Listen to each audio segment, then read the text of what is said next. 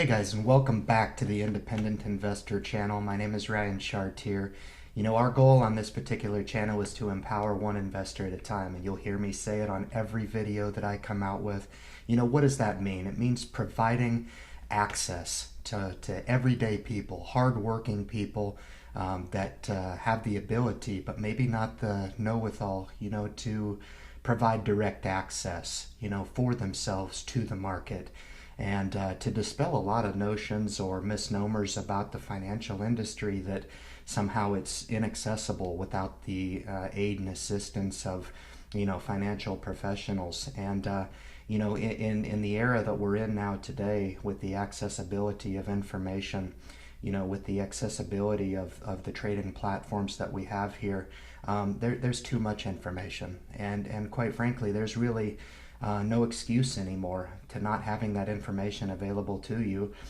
Or if you want to be a passive investor, certainly I stress on this channel the importance of getting your money tax protected and getting it into a vehicle to ensure that you're wealth preserving going forward.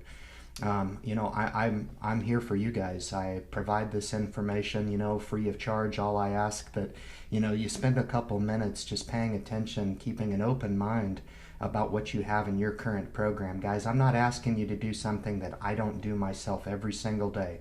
I am constantly evaluating, because this is a dynamic industry. The financial industry is something that, you really got to be on your toes for, but you have the luxury of being either passive or active, okay? A passive investor is going to enter into positions that they don't have to look at for, 10, 20 years. They can be looking to set up long-term investment programs. And if that's your program, then good on you. The Independent Investor channel, we try to talk about, fundamental investing. And what that means is, these are concepts and ideas that can be appropriate and applicable to anybody. Okay, anybody can watch this information and say, you know what, maybe I disagree with what he said here, but I absolutely agree with here. I'm taking that and I'm going to use it. And I'll be the first to say it's yours. Run with it. I've been investing for 2.5 decades in the market. I've seen an awful lot. And, just up until a month ago when I started making these videos, I had no intention at all of sharing, my success in the market and my successes in identifying these certain programs. But I can tell you this, in reflection, the most exciting, enlightening that I had in the market was when I found out that I could trade stock within my self-managed account. It was a revolutionary moment for me, and it really allowed me to unlock a lot of the potential that had been bound up in me for a long time, trying to go through traditional institutions to try to make my financial goals happen, and they just weren't happening. And they were happening because in a relatively short amount of time, I was able to observe, the effects of hidden fees and maintenance fees that are assessed to these accounts, and, to really validate what that cost basis tab within those investments account means. And I tell you what, for anybody out there watching this, you certainly need to get logged in, okay? Get your username and password and log into your guys' financial programs. And, historical performance is one thing that your financial planner will focus on over and over and over again. That's a made-up term, okay? That's a made-up term, because at the end of the day, what really matters is your take-home money, okay? What really matters is the effects of those dollars as we go forward and grow those accounts. What is the bottom line? What is it going to mean for you in the end when the cost basis is assessed to these accounts? So you can talk all day about a 10% or 11% year-over-year return to me.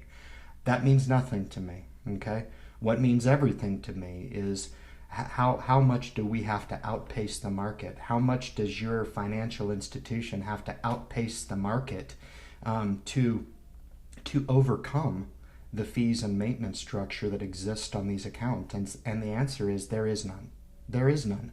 The only way that you can do right by yourself is to cut that piece of it out and go with a self-directed Roth IRA for you younger investors. For you older investors, there's certainly a lot of different activities. You can do what I did, all right? When I found this out and finally severed ties in my investment career, there was enough incentive for me to go ahead and cut those ties and enter into a self-managed program in way of free money to kind of do away with some of the termination fees that were assessed and charged. So it's never too late. It's really never too late to go from, quite frankly, what is an incorrect program to a correct program. And hopefully some of the ideas on this program shed some light on some of the fundamentals of investing. And one of the things we're going to talk about today is really one of my very favorite topics, and that's risk tolerance. Risk tolerance is something that you kind of need to take the general term, and you need to kind of ask some hard questions of yourself and kind of determine where you are on the scale. And the more accurate you are with your risk tolerant assessment, and you can kind of have some fun with this with you and your spouse at home if you're looking to start two self-managed Roth accounts, is you can kind of talk amongst yourselves about who's the more risk tolerant, or who's potentially less apt to act right in the event of a market downturn.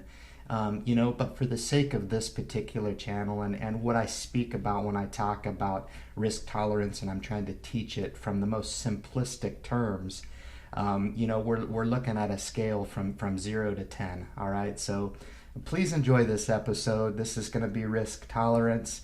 It's one of those cornerstones of the foundation that we try to empower you guys with. It's just one of those tools in your tool bag. You'll hear me refer to that a lot, foundational investing. And the reason why we do that is we try to put as many tools in your tool bag to arm you to enter into an investor role. And there are some responsibilities that you have once you enter into that role. As I take my responsibility very seriously for passing information to you guys. So please enjoy. As I said, the scale from 0 to 10, I can go ahead and just assign you guys a risk tolerance of 5. And it'll be up to you guys to go ahead and adjust accordingly. What does a 5 mean? 5 just means that you're neutral.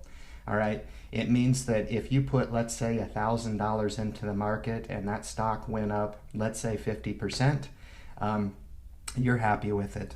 Let's say that stock went down 50%. Yeah, you'd be disappointed, but you wouldn't act upon it. That's neutral, okay? And risk tolerance really comes into play when you start to adjust toward the 10, which is the maximum risk tolerance, to where if you invested $1,000 and you lost all $1,000, you could shrug it off and you could move on, okay? And that's a 10. And now, I don't want everybody to watch this and just assign yourself a 10, okay? Now, in my personal investing career, when I was in my early 20s and, I wanted to light the world on fire, I thought I was a 10, and I was more realistically about a 6 or a 7.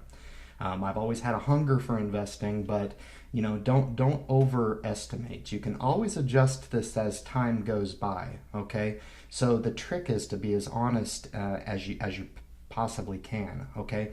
Now, I've written some of the things on the board in black that can actually play into your assigning of risk tolerance, okay? The first one is age, okay? Now, I've already assigned you a risk tolerance of 5.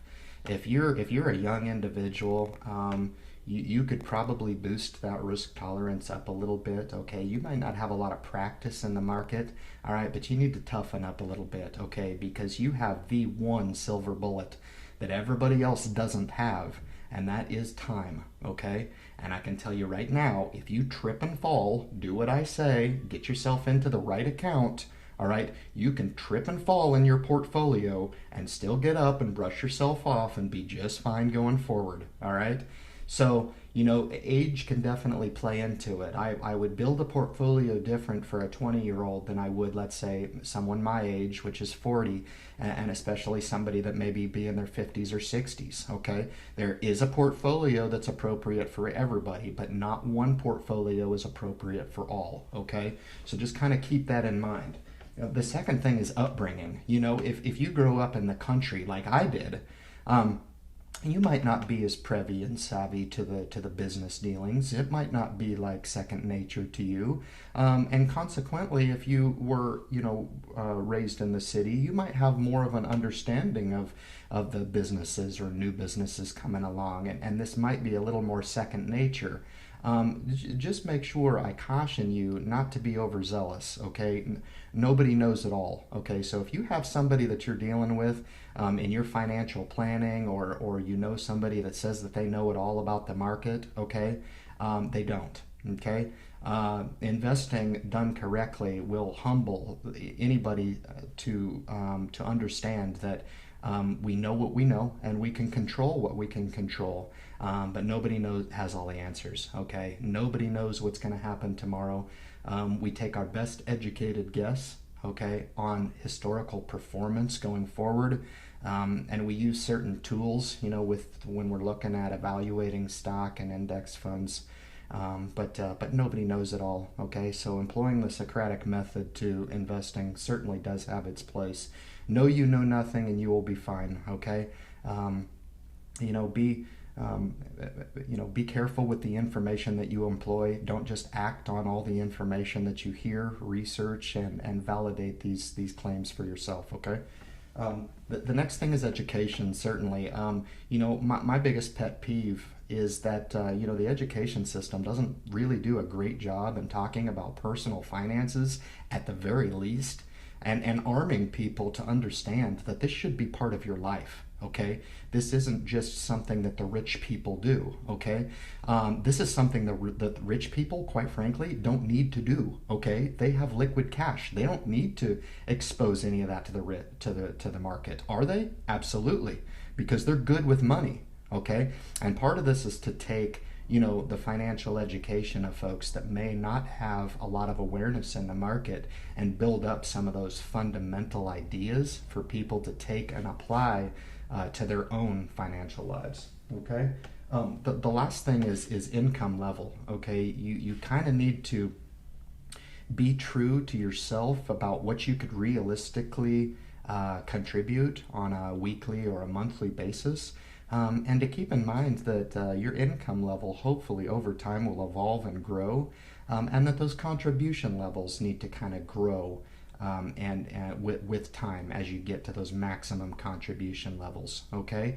But keep in mind, in respect to the risk tolerance that you assign for yourself, if you're contributing maximum amount to the market, there may be certain things you want to do to maybe put half of that money in cash, and half of that money can go toward investments, okay? That can kind of get you into the market in a controlled and a responsible way, okay?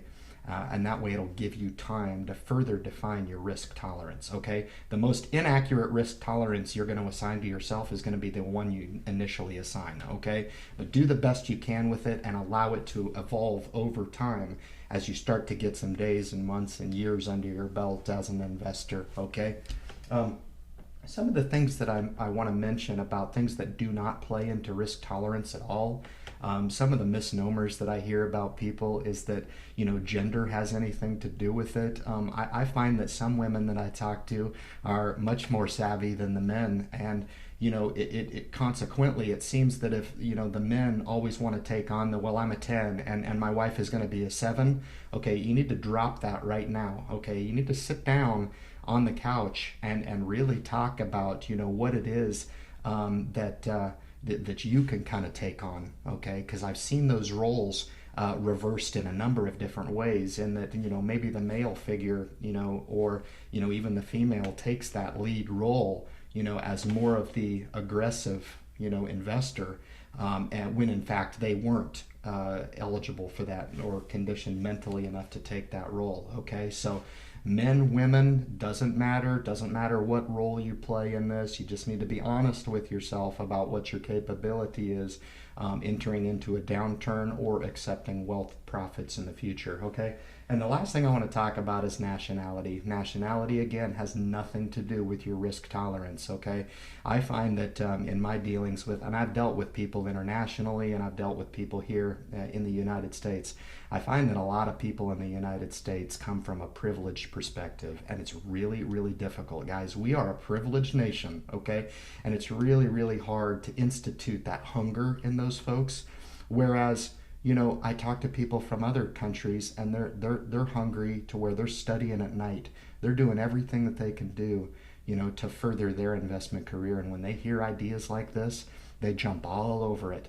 And it's a hunger and a passion that really kind of it really kind of motivates me to really understand that so many different people around the world are coming from so many different places, and those motivations to invest are also coming from those unique locations. So, don't think that just because you're from a particular place in the world that somehow that's going to give you some sort of an advantage, okay, mentally to assign your risk tolerance, because it doesn't, okay? Because I can tell you what, people outside the United States, there's some hard-working people in the world, and I tell you what, those folks come from really, really hungry positions. And I've got some students that have taken my lead, and have run with some of my ideas, and it's really, really encouraging to see them do that. So, in closing, this has been Risk Tolerance. I hope that you take the idea, and I hope you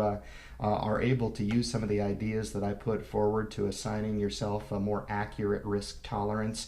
We're talking about stepping into some investment vehicles now, and this is just one tool in your tool bag to kind of help you in assigning an appropriate risk tolerance to yourself, to allow you to prepare you to step into the market as an active investor.